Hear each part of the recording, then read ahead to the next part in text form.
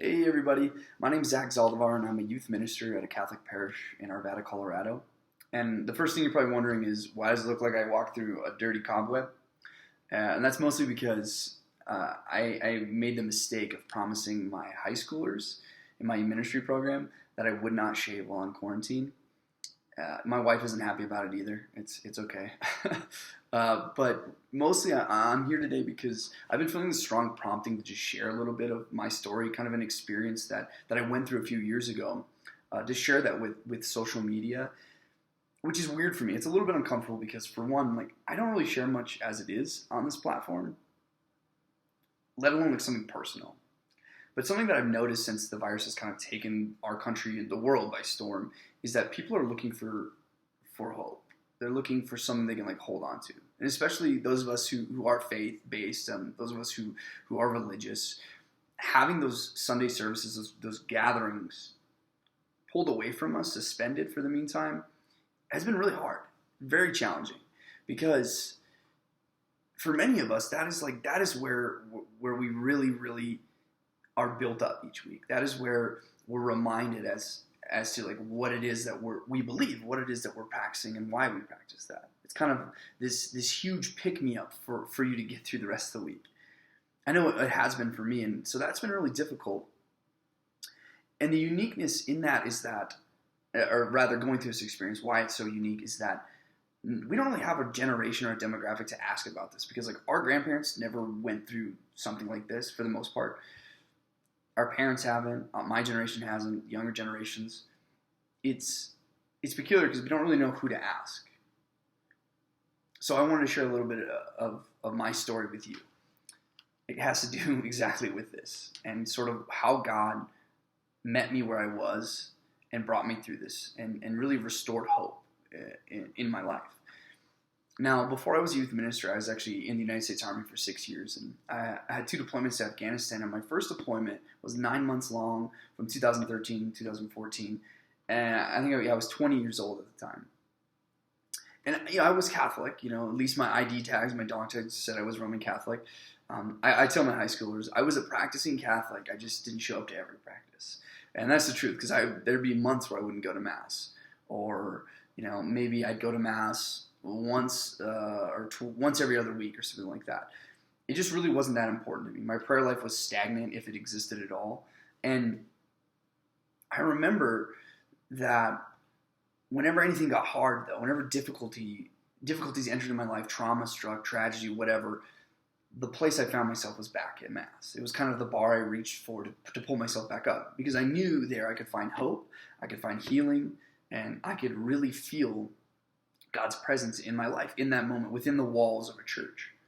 So basically the entirety of my faith was based there in the walls of a church. That's where it existed, that's where it lived, and that's where it breathed.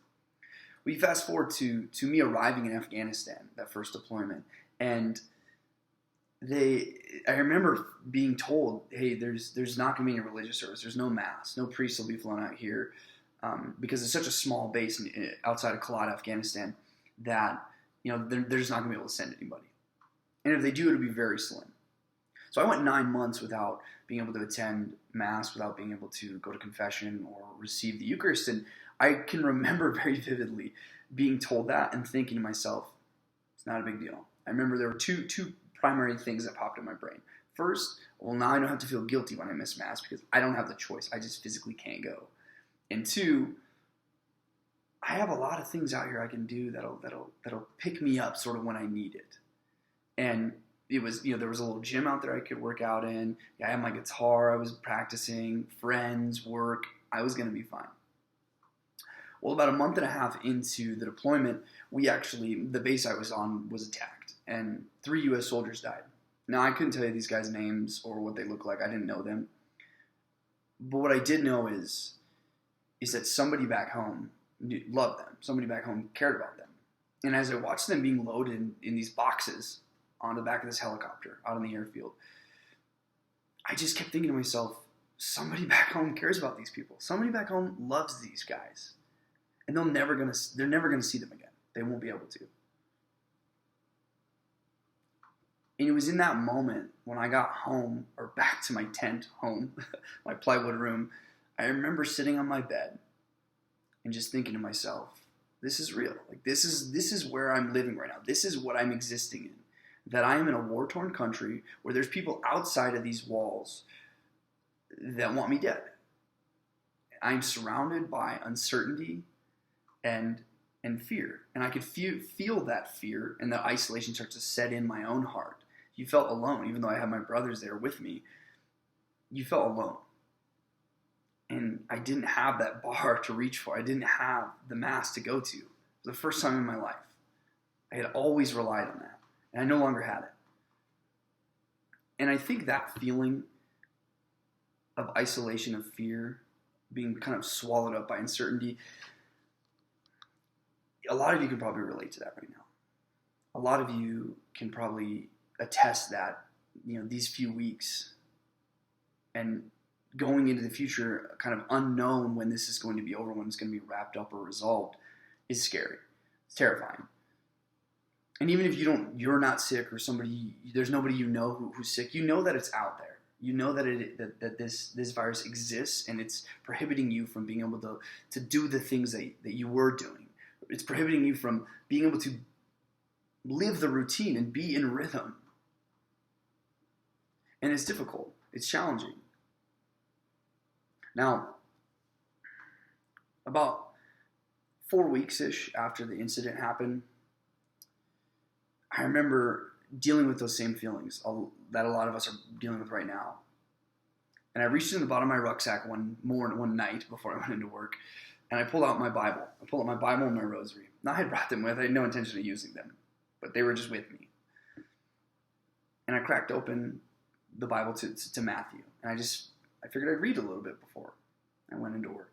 And I decided I'll pray a rosary too. And I did it the next day, and I did it for a week or two. And then I found myself waking up earlier and earlier to spend time in prayer, to spend time reading the Gospels and reflecting on them, for really the first time in my life.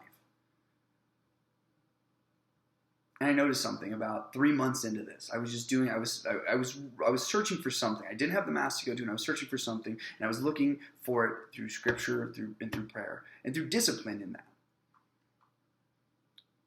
And about 3 months in, I was walking around these big barriers, these HESCO barriers, what they're called. I'm walking around onto the airfield, and there's rocks, and then there's the helicopters, and then there's a wall, and behind that there's these mountains.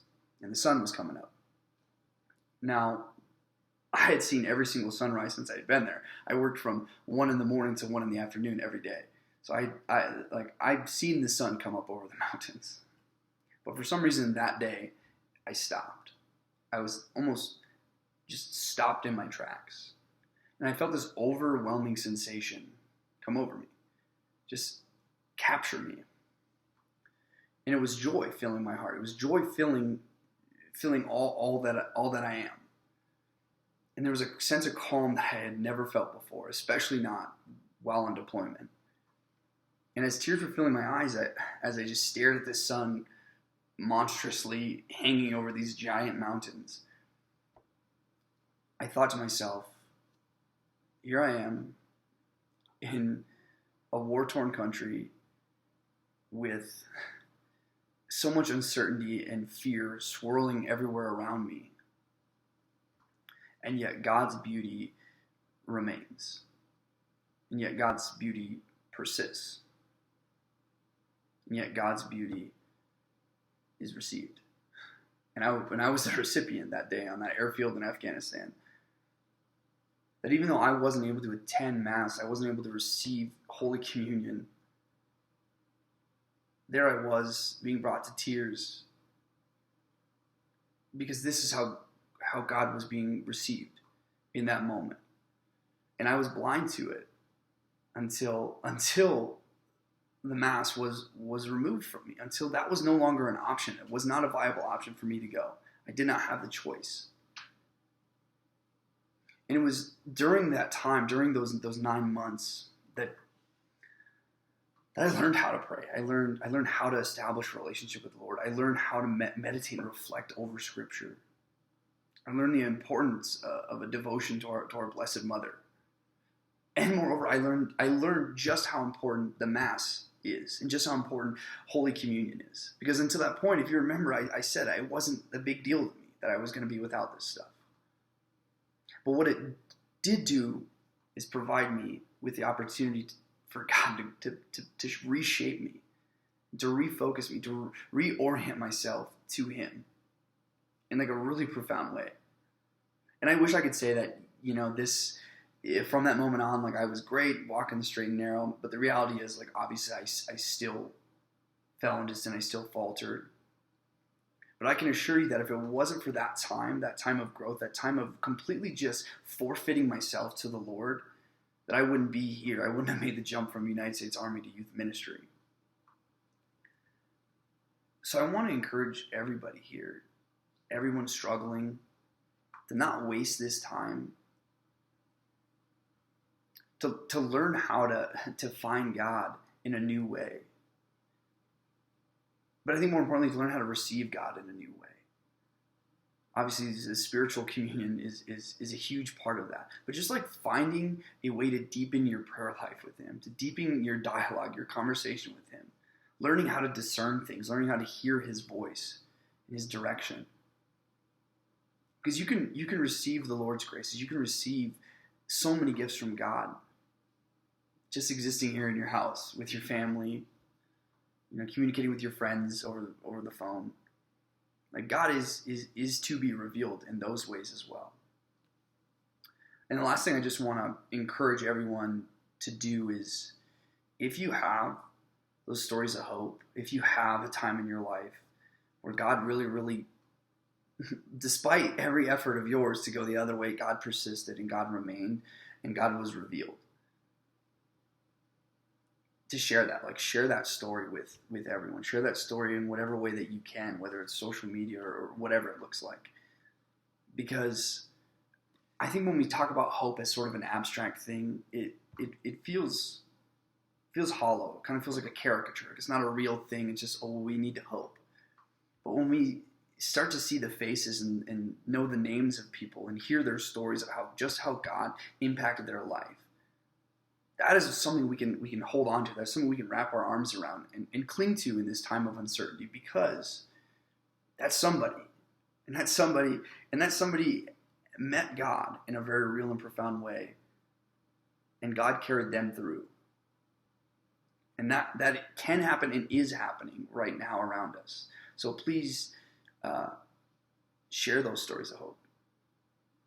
Thank you guys so much for listening. And I hope that, or my prayer is that this story would provide even just the smallest little flicker of hope in your life. This story would inspire you to share your own stories of hope and where God really, really came through in your own life. Thank you guys so much. Have a wonderful and blessed day.